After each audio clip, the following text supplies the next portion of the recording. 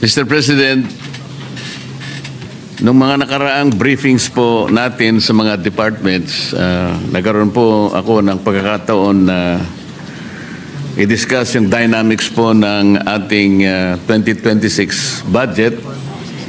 Nandito naman po ang ating kaibigan Secretary Recto. Kung di po ako nagkakamali, I did ask him about the consequences of the 6.7 trillion budget.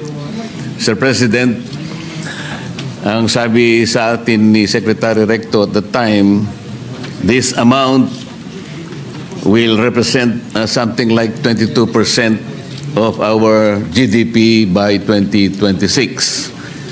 Mr. President, tama po kaya ang aking pagkaka-recollect ng mga figures? 21.5% of our GDP, Mr. President. That is the exact figure. So halos ganun din po. Halos ganun rin. Halos pareho lang. Halos pareho lang, Mr. President. Ang sabi niya, kung halimbawa 21.5 or 22% of the GDP, then our GDP will be at least 30 trillion pesos. Mr. President. For next year, it will be 30 trillion. Yeah. At naitanong ko rin po, Ginoong Pangulo, na kung ganito po kalaki ang ating budget, 6.7 trillion, magkano naman kako yung ating projected income? At pagkakaalam ko po, ang nasabi sa atin, Mr. President, ay about 5 trillion. And leaving a deficit of 1.5 trillion pesos. Yes, Mr. President. To be exact is 4.9, pero nasa 5 na rin, Mr. President. Ang ibig sabihin po, Mr. President, sa 1.7 trillion ay this is about 142 billion per month. 4.7 billion per day na utang natin, 197 million bawat oras. Yes, Mr. President. Pero dahil sa kakulangan po ng oras noong panahon na yon, Sir President, hindi ko po masyadong naitanong at ngayon siguro baka I will be in a position to ask a few more questions. How do we manage to grow our economy by, let's say, an estimated 30 trillion pesos for 2026? Mr. President, Mr. Chair, kayo na po ang nagsabi kanina na kailangan maging granular tayo ng konti. Diba? So, paano po kaya? Sapagkat ang nangyari po sa ulat po na ating nabasa kamakailan lang, ang ating pong GDP sa third quarter ay halos 4% lang. Mula po dun sa forecast na 5.2%. Nakakabigla po sapagkat parang isang napakalaking dagok sa atin na ganun kababa lang ang entire output ng ating ekonomiya noong third quarter compared with the prior quarter, which is 5.5%. Tama po, Sir President? Tama po. Tama, Mr. President. Kaya po kanina I've been listening to the questions and interpellations of my colleagues, Mr. President. Talaga pong when we consider the finite resources of our government, talagang pagtatalunan, kanino ba dapat ibigay yung mas malaking parte ng budget para sa ganun ay malampasan natin ang napakalaking problema ng ating bansa. Kanina po, si Senator Kiko talagang very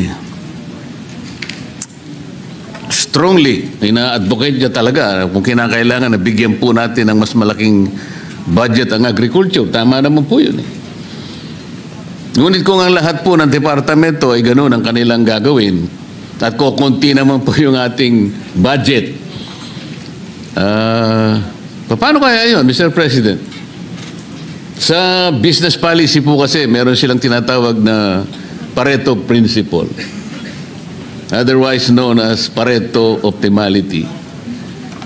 You will be in a position to satisfy one person but consequently will make another person sad.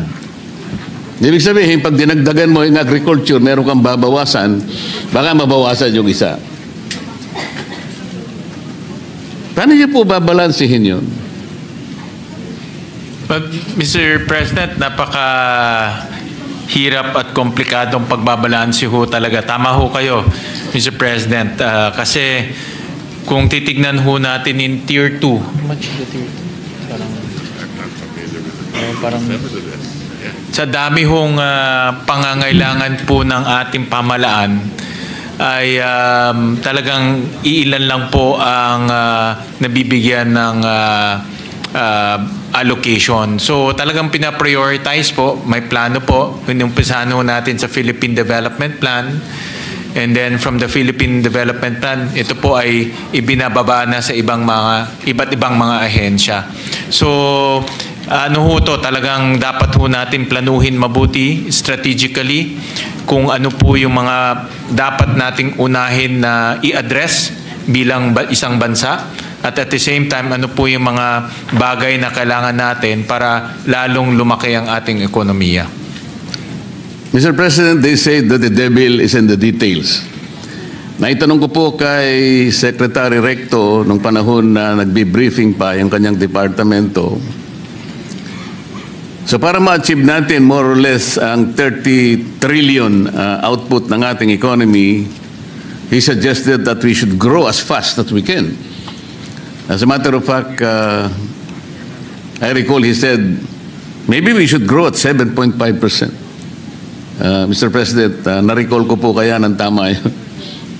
Ang target ho natin next year, Senator Dante, is between 5 to 6%. Yun po ang ating target.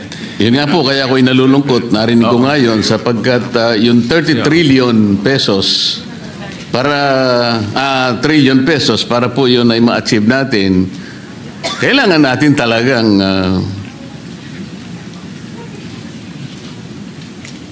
maitaas, maiangat ang ating ekonomiya ng mas mabilis kaysa dun sa ating pagpupunyagi na mapanagutan ng ating mga utang. Mas mabilis dapat yung pagsulong ng ekonomiya. Kaya sabi ni Secretary Recto, at least 7.5% or even more. Ngayon po, Mr. President, talagang ako po ay nalulungkot kung paano natin gagawin. Sumadsad po yung ating ekonomiya at 4% itong nakaraang quarter. And the foreseeable future is very, very bleak. May nagsasabi po, our stock market is the worst in the region today.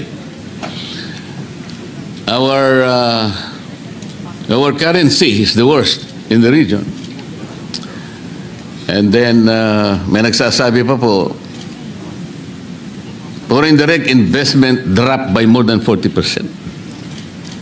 So with this bleak scenario ahead of us, yung sinasabi po ninyo, Mr. President, na mga headwinds na maaaring magpabagal pa sa pagsulong ng ating ekonomiya. Nakakatakot po ang lahat ng ito. Kaya, paano po kaya natin gagamitin ang ating mga granular analysis dito? Like for example, at 6.7 trillion pesos, Mr. President, gaano po kaya yung idadagdag sa ating per capita GDP? Dapat meron po tayo kahit papanong estimates. The Balancing Act, kahit papano, ay makita po natin kung tatama o hindi. Kasi po, nung isang araw, bumisita po yung ambassador ng Australia sa aking opisina at sa aming pag-uusap. Napag-usapan po yung per capita GDP. Kamuntik na po ako nahulog sa aking upuan, Mr. President. Kasi ngayon ko lang po talaga tahasang nakita. As of 2020,